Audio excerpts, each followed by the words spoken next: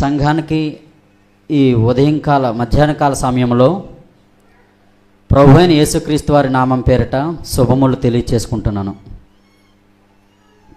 హల్లెలూయా.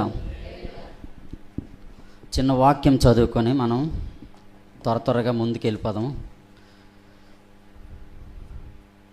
2వ కొరింథీ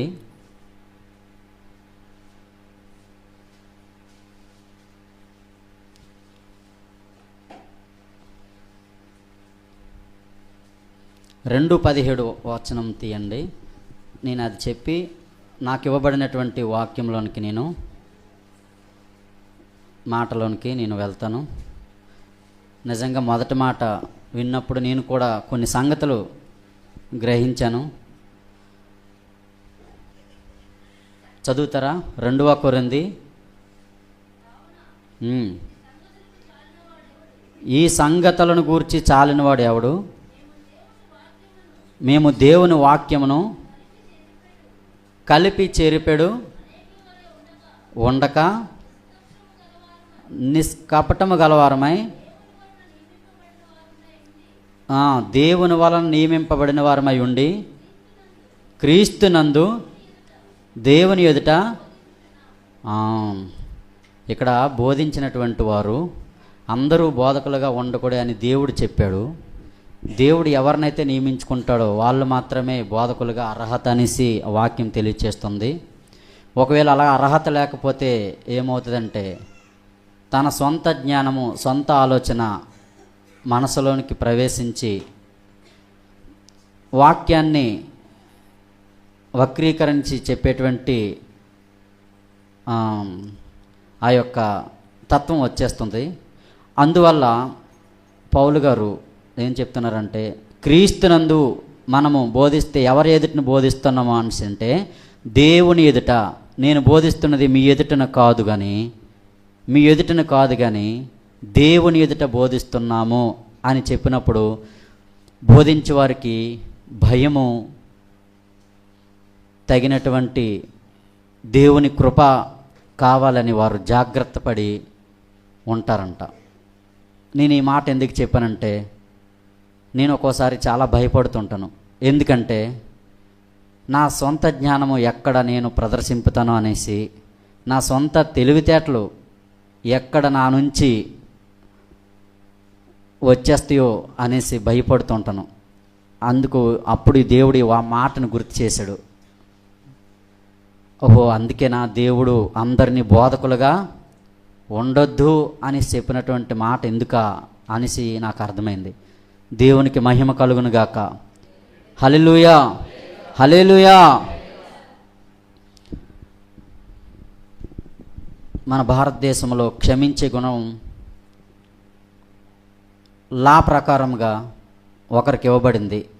ఉరిశిక్ష నుంచి తప్పించేటువంటి ఆ యొక్క అధికారము రాష్ట్రపతికి ఇవ్వబడింది. లాస్ట్లో రాష్ట్రపతికి అప్పీల్ చేసుకుంటారు. ఏమని? క్షమాభిక్ష కోసం.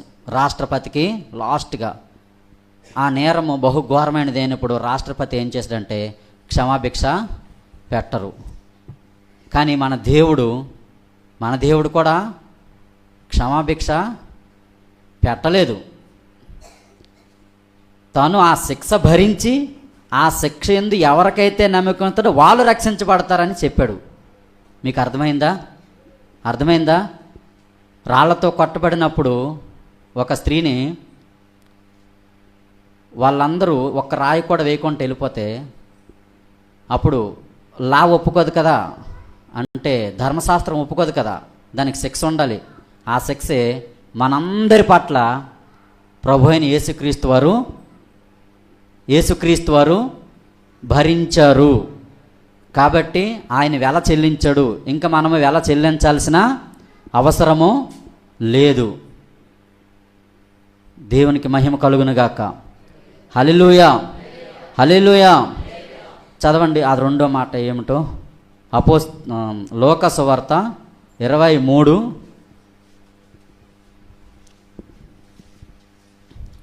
40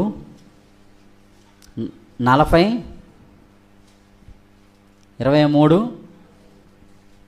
43 వచనము. దానికి ముందుగా 39వ వచనం నుంచి మనం చదువుకుందాం. నేను త్వరగా ముగిస్తాను, సమయభావం చాలా విలువైనది.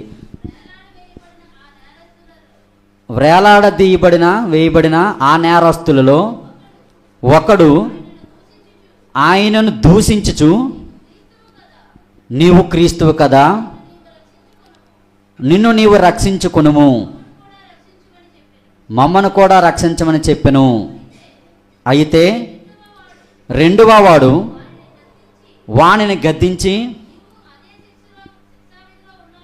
నీవు అదే శిక్షావిధిలో ఉన్నావు గనుక దేవునికి భయపడవా? మనకైతే ఇది న్యాయమే, మనము చేసిన వాటికి తగిన ఫలము పొందుచున్నాము.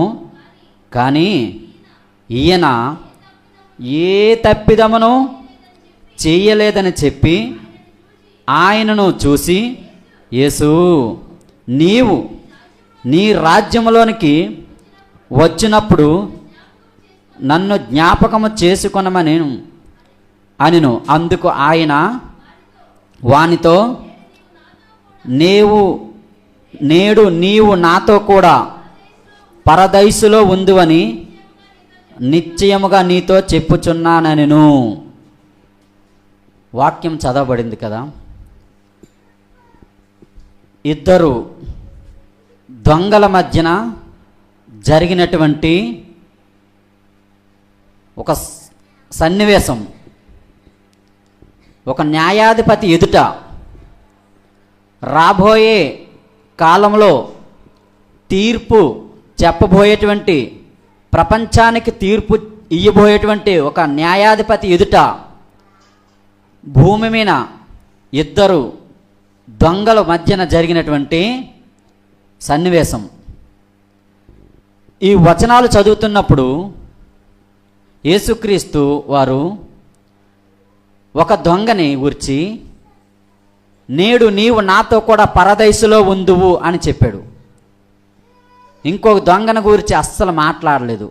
యేసుక్రీస్తు వారు ఇంకొక దొంగను గురించి అస్సలు మాట్లాడలేదు.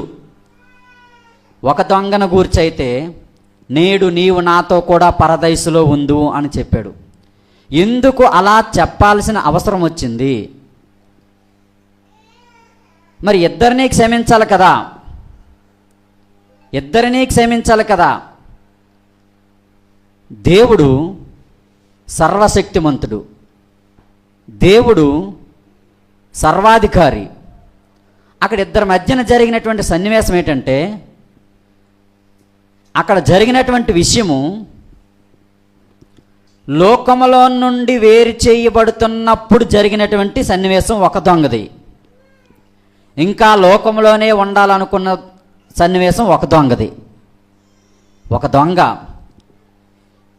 ఎలా అన్నాడంటే, నీవు క్రీస్తువు కదా, నీవు అందరినీ రక్షిస్తాను కదా, కానీ నిన్ను నీవేం రక్షించుకోలేపనవు. ఇప్పుడు మతోన్మాదం యొక్క మాటలు అవి మీకు గమనించారా? ఇప్పుడు మతోన్మాదం యొక్క మతం అనే ఉన్మాదంలో ఉన్నవాడి యొక్క మాటలు అవి. 3 మేకులు పీక్కోలేనటువంటి వాడు, సిలువలో దరిద్రమైనటువంటి సావు చనిపోయినటువంటి వాడు నిన్ను రక్షించగలడా అనేటువంటి మతోన్మాదపు మాటలు యాజ్ ఇట్ ఈజ్గా ఆ రోజు ఒక దొంగ పలికిన మాటలు ఇప్పుడు మీకు గుర్తొస్తాయి. అవి దూషించుచు, దూషకుడు ఎవరంటే అపవాది యొక్క లక్షణము. పౌలు సౌలుగా ఉన్నప్పుడు నేను హింసకుడును దూషకుడును అన్నాడు. అందులో ఒక లక్షణము ఈ దొంగలో కూడా ఉన్నది. దూషించుచు, నీవు క్రీస్తువు కదా. ఎంత మాట అండి! ఆయన కోసం మనకు అర్థమైనప్పుడు మనం ఆ మాట అనలేము. నిజానికి మనము సిలువలో ఉన్నది యేసుక్రీస్తు వారు అని చూస్తే నీకు మారు మనసు రాదండి. నేను నిజం చెప్తున్నాను. సిలువలో ఉన్నది యేసుక్రీస్తు వారు అని నీవు అనుకుంటే నీకు మారు మనసు రాదు. ఆ సిలువలో ఉన్నది, ఇద్దరు దొంగల మధ్యన ఉన్నది యేసుక్రీస్తు కాదు, అక్కడ ఉండవలసింది నేను, అక్కడ ఉండవలసింది నా స్వభావము, అక్కడ ఉండవలసింది నా క్రియలకు తగినటువంటి శిక్ష అని ఎప్పుడైతే నీవు అతని స్థానంలో ఊహించుకుంటావో అప్పుడు నీకు పశ్చాత్తాపం కలుగుతుంది. అంతవరకు నీకు కలగదు.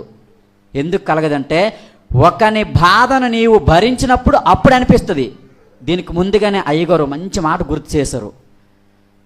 ఒక సినిమా హీరో ఆ యేసుప్రభు వేషం వేసినప్పుడు జరిగిన సన్నివేశం చక్కగా చెప్పారు అయ్యగారు. అంతవరకు అతనికి మారు మనసు లేదు. ఎప్పుడైతే ఆ వేషం వేసినప్పుడు అలా ఊహించుకున్నప్పుడు చిన్న ముళ్ళు తగిలిందే అప్పుడు గుర్తుకొచ్చాడు నిజంగా ఎంత బాధ భరించాడు, ఎంత ప్రేమమయుడని. అప్పుడు సిలువలో ఉన్నది యేసుక్రీస్తు కాదు, నేనే, నా స్వభావం, నా క్రియలు, నా ప్రాచీన స్థితి అని ఎప్పుడైతే నువ్వు ఊహించుకుంటావో, ఎప్పుడైతే ఆ స్థానంలోకి నువ్వు వెళ్తావో, ఎప్పుడైతే అట్టి రీతిగా నువ్వు తన్మయత్వం చెందుతావో అప్పుడు మాత్రమే నీకు పశ్చాత్తాపం వస్తుంది. అప్పుడు నీ హృదయం అన్నది విరిగిపోద్ది. నాకు అలాగే విరుగుతుంది. అది గుర్తు చేసుకోమంటున్నాడు దేవుడు. మీరు ఈ రొట్టెని తిని దీనిలోని త్రాగినప్పుడల్లా ఆయన మరణాన్ని ప్రచురపరచండి అంటున్నాడు. ఆయన మరణం అంటే ఏంటి? నిజానికి ఆయనకు మరణం లేనివాడు. ఆయన మరణించాల్సిందే. మనకి మరణం ఉంది. ఎప్పుడు స్టార్ట్ అయింది? మొట్టమొదట భూమి మీద ఇచ్చినటువంటి ఆజ్ఞ ఏది? ఆదాముకి మొట్టమొదట భూమి మీద ఇచ్చినటువంటి ఆజ్ఞ ఏదంటే ఈ పండు తిను దినమున నిత్యముగా మీరు సచ్చెదురు అని ఆజ్ఞాపించెను. అదేంటి చెప్పాలి? ఏంటది చెప్పండి? ఏంటది? ఆజ్ఞ. అప్పుడు ఆజ్ఞాతిక్రమమే పాపము అనబడింది. మొట్టమొదట మనకిచ్చినటువంటి ఆజ్ఞ ఈ పండు తిన్ను దినమున నిత్యముగా నీవు సత్యదువు అని ఆజ్ఞాపించును. ఆజ్ఞ అతిక్రమమే పాపము. అప్పుడు మొదలైంది. హల్లెలూయా. అయితే ఒక దొంగ అలా దూషించాడు, ఒక దొంగ అలా ఎగతాళి చేశాడు. వాడు ఎప్పటికీ మారు మనసు పొందలేడు. ఆ స్వభావంలో మనముంటే లోకంలో నుంచి మరలా ఎప్పటికీ బయటికి రాలేము. ఒకవేళ తనని యేసుక్రీస్తు వారు రక్షించిస్తే మరలా వాడు ఎక్కడికి పోతాడు? మరలా ఎక్కడికి పోదామని, మరలా అదే స్థితిలోకి పోదామనేసి తన ఉద్దేశాలను ఎరిగినవాడు ఎవరు? యేసుక్రీస్తు వారు. హృదయ ఉద్దేశాలను ఎరిగినవాడు యేసుక్రీస్తు వారికి తెలుసు.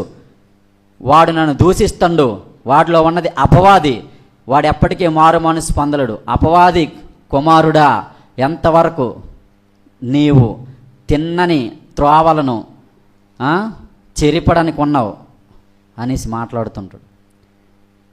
రెండవ దొంగలో ఒక 4 విషయాలు ఉన్నాయి. త్వరగా షార్ట్ కట్లో చెప్పేసి ముగించేస్తాను. గ్రహించాడు. మొట్టమొదటి గ్రహించడు. మీరు వినుట మట్టుకే వింటారు, చూచుట మట్టుకే చూస్తారు. మనం సిలువను చూస్తున్నాం, సిలువైన యేసుక్రీస్తుని చూస్తున్నాం, గ్రహించట్లే. కాబట్టి మీరు గ్రహించలేదు. ఆ దొంగ గ్రహించాడు. ఏమి గ్రహించాడంటే ఆ దొంగతో చెప్పిన మాటల్లో మనకు అర్థమవుతుంది. మనము తప్పు చేశాము, నువ్వు దేవునికి భయపడవా అంటే తప్పు చేసిన వాడికి శిక్ష ఉన్నది అని గ్రహించాడు. ఏం గ్రహించాడు? తప్పు చేసిన వాడికి శిక్ష ఉన్నది అని గ్రహించాడు. తప్పు చేసిన వాడు దేవునికి భయపడాలి అని గ్రహించాడు. ఇంకేం గ్రహించాడు?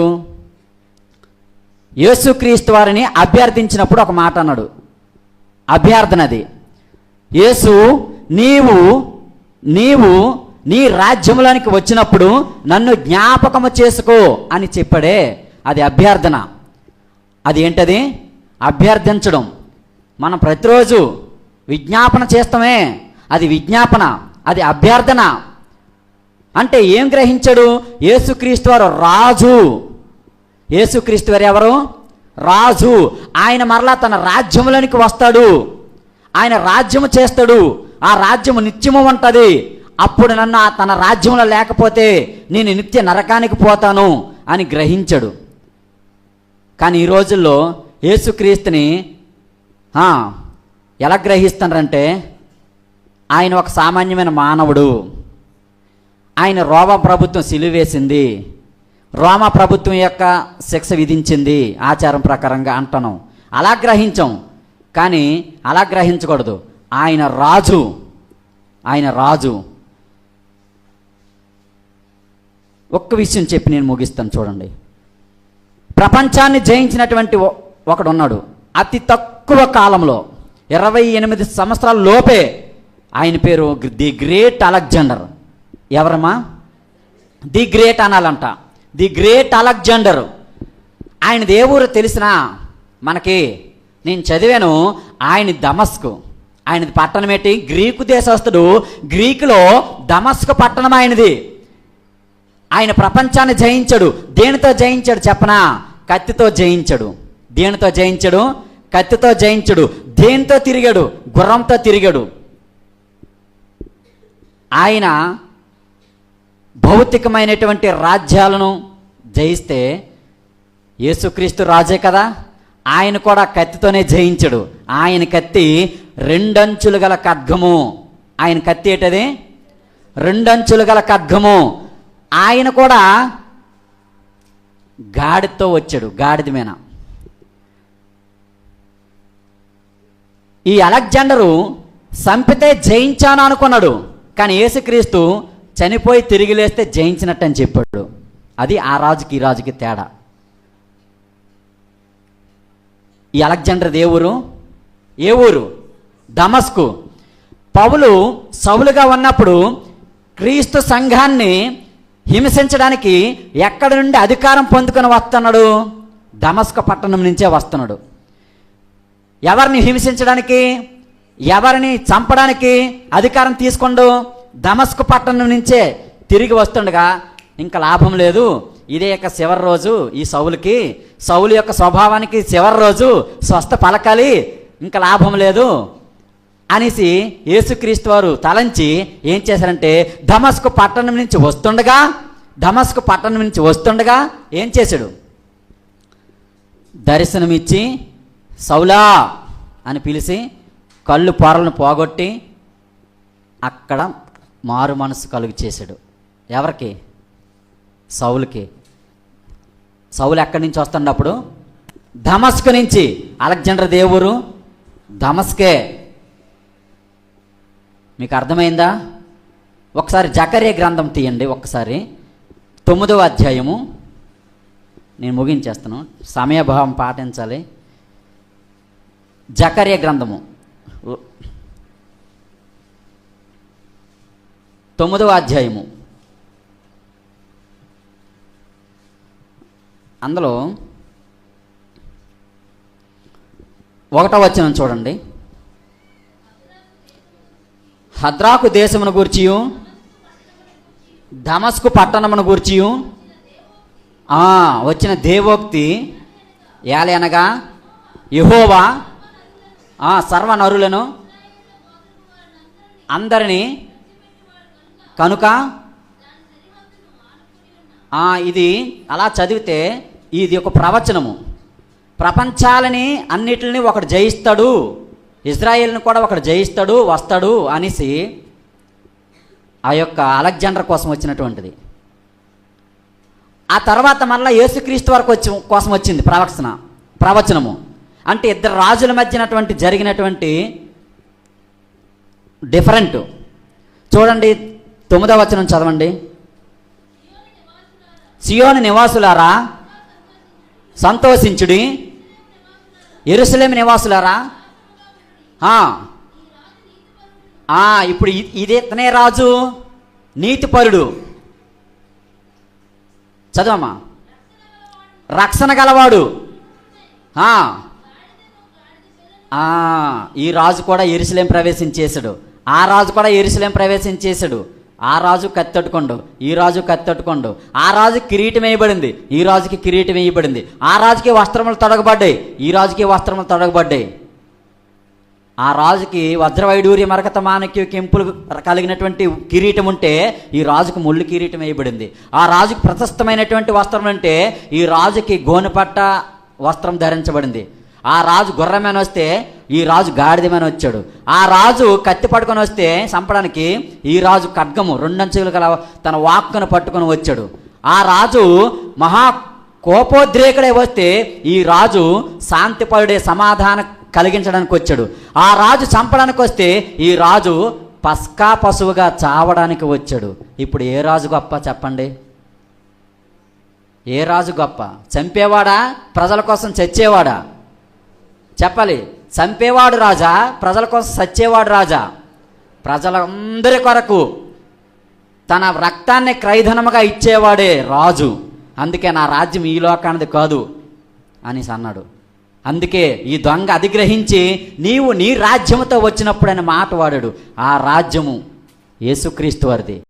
పిలాతు దగ్గర నీవు అన్నట్టు రాజువా, yes I am the king, but ఈ లోకానికి కాదు, నా లోకం వేరు, నా రాజ్యం వేరు అన్నాడు. దొంగ అదే గ్రహించాడు. నీవు నీ రాజ్యంతో వచ్చినప్పుడు నీవు నన్ను జ్ఞాపకం చేసుకుంటే వెంటనే యేసుక్రీస్తు వారు ఎవరైతే తన పాపములు ఒప్పుకొని వాటిని విడిచిపెట్టి పశ్చాత్తాపం పొందుతారో వానికే పరలోక రాజ్యము. ప్రభు అన్నవాడు పరలోక రాజ్యం చేరడు, కానీ ఒప్పుకొని వాటిని విడిచిపెట్టేవాడు పరలోక రాజ్యం చేరును. మొదటి దొంగ ఒప్పుకోలే, ఇంకా పోదాం అనుకుంటాను లోకంలోకి, రక్షించితే కట్లు విప్పిస్తే. కానీ ఇతను నేను ఇంకా బ్రతకను, ఇది నాకు చివర, నీవే రాజు అని నాకు తెలిసింది, నీవే విమోచకుడు అని తెలిసింది, నీవు మరలా వస్తావని తెలిసింది. ఈరోజు యేసుక్రీస్తు మరలా వస్తారనేసి మనం సువార్త చేస్తే ఎంతమంది వింటారు? వెళ్ళిపోయి అవునా కదా? కాదండి, మరలా వస్తాడు. ఆయన వచ్చే రోజులు సమీపంలో ఉన్నాయి. ఆల్రెడీ యుద్ధాలు జరిగినాయి. మూడో ప్రపంచ యుద్ధానికి రెడీగా ఉంది. అంతే. హల్లెలూయా చెప్పండి, హల్లెలూయా, హల్లెలూయా. కాబట్టి దొంగ గ్రహించాడు, రెండోది అభ్యర్థించాడు, మూడోది పశ్చాత్తాపడ్డాడు, నాలుగోది జ్ఞాపకం చేసుకోమంటున్నాడు. దేవుడు మనల్ని జ్ఞాపకం చేసుకుంటున్నాడు. ఎలా తెలుసా? మీరు మంటివారమని, మనం మంటివారమని ఆయన మనల్ని జ్ఞాపకం చేసుకున్నాడు. అలా జ్ఞాపకం చేసుకుంటున్నాడు. పరదైసులో ఉంది అని ఎందుకన్నాడంటే, పరదైసులో ప్రకటన గ్రంథంలో ఒక మాట ఉంటుంది, జయించిన వాడు పరదేశంలో ఉన్నటువంటి జీవవృక్ష ఫలమును తినిపించదును అని ఉంది. జయించిన వాడు పరదేశంలో ఏ ఫలం ఉంది? జీవవృక్ష ఫలం ఉంది, అది తినిపించదును అని ఉంది. అది ఎక్కడ మిస్ అయింది? ఆ వృక్ష ఫలం ఎక్కడ మిస్ అయింది? ఏదైనా తోటలో వాళ్ళు చెయ్యి చాపి ఒకవేళ జీవవృక్ష ఫలమును తీసుకుని ఎడలా వారు నిత్యము జీవించి ఉండేమో, కానీ వాళ్ళు మంచి చెడ్డలు తెలివించి వృక్షఫలమును తినవద్దన్న పండుని తిన్నారు. అక్కడ ఎవరైతే మిస్ అయ్యారో వాళ్ళందరూ మరలా జీవవృక్ష ఫలం తినాలని ఆయన పరదైసులో ఉండాలి అని అన్నాడు. పరదైసులో జీవ జలం ఉంది, పరదైసులో జీవ వృక్ష ఫలం ఉంది. తీర్పు జరిగే వరకు మృతులైన వారందరూ పరదైసులోనే ఉంటారు. హల్లెలూయా. అప్పుడు మరలా మన శరీరాలు అన్నీ లేపబడతాయి. అప్పుడు ఆ పరదేశంలో ఏ ఆత్మలైతే క్రీస్తు యేసునందు మృతి పొంది నిరీక్షణ కలిగి ఉన్నాయో ఆ ఆత్మలన్నీ మరలా ఆయన వచ్చినప్పుడు పట్టుకొని వచ్చి ఈ మంటి శరీరాలని మహిమ శరీరంగా మార్చి అప్పుడు మనల్ని తీర్పులోనికి రాక మరణంలో నుండి జీవములోనికి దాటించడానికి ఆయన సంసిద్ధంగా ఉన్నాడు. నీవు గ్రహించగలిగితే, నీవు ఒప్పుకోగలిగితే, నీవు విడిచిపెట్టగలిగితే ఇదంతా జరుగుతుంది ఆ దొంగ వలె. అర్థమైందండి? అర్థమైందా? ఒక దొంగ ఏం చేశాడు? ఒప్పుకోలేదు. ఒక దొంగ ఏం చేశాడు? గ్రహించాడు. రాజు అని గ్రహించాడు, మరలా రానయ్యన్నాడని గ్రహించాడు. ఆయనే తీర్పుకి న్యాయాధిపతి అని గ్రహించాడు. ఇంకేం గ్రహించాడు? మనం చేసిన తప్పుకి శిక్ష ఉందని గ్రహించాడు. దేవునికి భయపడాలని గ్రహించాడు. అసలు భయం నుండి పాపం చేయకూడని ఉంది. పాపం చేయడానికి కారణం ఏంటంటే భయం లేకపోవడమే. భయం ఎందుకు లేదంటే, ఎందుకు లేదు భయము? 139వ కీర్తనలో ఉంటుంది 16వ వచనంలో, నీవు నన్ను కలుగు చేసిన విధమున చూడగా నాకు భయం పుడుతుంది అన్నాడు. అంటే మనం మన శరీరాన్ని ఎలా నిర్మాణమైందో అని మనం ఎప్పుడైతే తెలుసుకోలేమో అప్పుడు మనకు భయం రాదు. ఎప్పుడైతే తెలుసుకుంటామో అప్పుడు భయం పుడుతుంది. మనం భయం పుట్టకపోవడానికి కారణం ఏంటంటే అది ఈ సృష్టి ఎలా పుట్టిందో ఆలోచించము, కానీ సృష్టిలో ఉన్న ఫలములన్నీ కావాలి. ఈ శరీరం ఎలాగొచ్చిందో మనకు అవసరం లేదు, కానీ శరీరం దారుఢ్యంగా తయారవ్వాలి. అది గ్రహిస్తే అప్పుడు భయం పడుతుంది. ఈ సృష్టి ఇసుక రేణువులతో దేనికి సముద్రానికి సరిహద్దు వేసినప్పుడు నువ్వు భయపడవా అనేసి ఇర్మియా గ్రంథంలో చెప్తాడు. వేసిన వానికి నువ్వు భయపడవా అనేసి. అంటే భయం పుట్టడానికి కారణం ఏంటంటే, పుట్టకపోవడానికి కారణం ఏంటంటే మన శరీర నిర్మాణం కోసం మనం ఆలోచించము, ఈ సృష్టి నిర్మాణం కోసం మనం ఆలోచించము. కాబట్టి ఎప్పుడైతే అలాగ ఆలోచిస్తారో అప్పుడే భయం పడుతుంది, అప్పుడు మనం పాపం చేయకుండా ఉంటాం, అప్పుడు మనం పరలోక రాజ్యానికి ప్రభువుతో పాటు వెళ్తాం. కాబట్టి ఏ మానవుడు తప్పు చేయకుంటలేడు, ప్రతి మానవుడు తప్పు చేస్తున్నాడు. కాబట్టి ప్రతి వానికి శిక్ష ప్రాప్తమైంది. కాబట్టి ఆ శిక్షను తొలగించడానికి యేసుక్రీస్తు వారు ఈరోజు నీ కొరకే నా కొరకే మనం నిలబడవలసిన స్థానంలో ఆయన నిలబడ్డాడు. అది మనం గ్రహించినట్లయితే, అది మనం ఒప్పుకున్నట్లయితే, అలా ఒప్పుకొని మళ్ళా మన యొక్క ప్రాచీన స్వభావాన్ని విడిచిపెట్టినట్లయితే అప్పుడు నేడు నీవు నాతో కూడా పరదైసులో ఉంటావు, ఆ పరదైసులో ఉన్న జీవ వృక్ష ఫలమని తింటాము. హల్లెలూయా, హల్లెలూయా. ఈ విషయము హైందవుల గ్రంథాల్లో కూడా ఉన్నాయి, కానీ వాళ్ళు గ్రహించట్లేదు. వాళ్ళ కళ్ళు ఏమైందంటే, ఇందాక అయ్యగారు చెప్పారు, ఈ లోక అపవాది మనోనేత్రములకు ఏం కలుగు చేసింది? గుడ్డితనం కలుగు చేసింది. కాబట్టి అవి కూడా వాళ్ళకి అర్థం కాలేదు. ఈరోజు ఆ శ్లోకం నెరవేరింది. సర్వపాప పరిహారో రక్త ప్రోక్షణం భవశ్యకం తద్రక్తం పరమాత్మేన పుణ్యదాన బలియాగం. ఒక పుణ్యాత్ముడు బలియాగం అవ్వడానికి, తన సొంత రక్తాన్ని స్వరక్తాన్ని కార్చడానికి ఈరోజు బలియాగం అవుతాడనేసి అందులో ఉంది సామవేదంలో. ప్రజాపతి దేవేర్భ్యం ఆత్మానాం యజ్ఞం, తన ఆత్మ యజ్ఞంగా అర్పించడానికి ఒకడు వస్తాడు. ప్రజాపతి అనగా ప్రజలను పాలించేవాడు అని వాళ్ళకి గ్రహింపు లేదు, కానీ దొంగ గ్రహించాడు. మనం ప్రతిదీ గ్రహించాలి. ఏ వాక్కు దేనికోసం, ఎవరు దేనికోసం. సమయం అవుతుంది కాబట్టి మనకేముండాలి? గ్రహింపు ఉండాలి. మీరు చూచట మట్టుగా చూస్తారు, వినట మట్టుగా వింటారు, గ్రహించరు అనేసి. 2 అభ్యర్థన ఉండాలి. 3 ఇంకేముండాలి? ఒప్పుకోలు ఉండాలి. మంచి ఒప్పుకోలు ఒప్పుకుంటుని అని పౌలు గారు అన్నారు. మంచి పోరాటం పోరాడితిని ఒప్పుకుంటుని అన్నాడు. కాబట్టి దొంగ ఒప్పుకున్నాడు, నాకు శిక్ష ఉంది ప్రభువా, ఈ శిక్షని తప్పించడానికి నీవే అర్హుడివి, నేను ఒప్పుకుంటాను, మరలా నువ్వు వస్తావని ఒప్పుకుంటాను, అప్పుడు నన్ను జ్ఞాపకం చేసుకో అని అభ్యర్థించాడు. ఒప్పుకొని గ్రహింపు, ఒప్పుకోలు, అభ్యర్థన, పరదైసు. కాబట్టి మాటలను గ్రహించి ప్రతి ఒక్కరూ ఆ సిలువలో ఉన్నది నీవు కాదు ప్రభువా, అది నాది, ఆ స్థానం, నా స్థానాన్ని నువ్వు తీసుకున్నావు, నా స్థానాన్ని నువ్వు తీసుకున్నావు, నీ స్థానాన్ని నాకు ఇస్తున్నావు. ఎంత గొప్ప మనసు, ఎంత గొప్ప కనికరపూర్ణుడివి. అది నాకు చేత కాదు. ఏది? ఆ యొక్క శిక్షను భరించడం నాకు చేత కాదు, నా పాపాన్ని నేనే కడుక్కోవడం నాకు చేత కాదు, దానికి నీవే సమర్థుడివి అని నువ్వు గ్రహించగలిగితే, నీ పాపాన్ని ఒప్పుకోగలిగితే, నీవు అభ్యర్థించుకోగలిగితే, నీవు నేడు నాతో కూడా పరదేశంలో ఉంది అన్న మాటకు చెప్పినటువంటి దొంగకు చెప్పినటువంటి మాట నీకు వర్తిస్తుందని ఈ యొక్క సభాముఖంగా క్రీస్తు యేసు ప్రభు వారు ఇచ్చినటువంటి, దైవజనులు ఇచ్చినటువంటి ఈ యొక్క అవకాశం బట్టి ఈ మాటలు నేను తెలియచేస్తున్నాను. దేవుడి ఈ మాటలు దీవించి ఆశీర్వదించునుగాక. ఆమేన్. హల్లెలూయా, హల్లెలూయా. Thank you lord.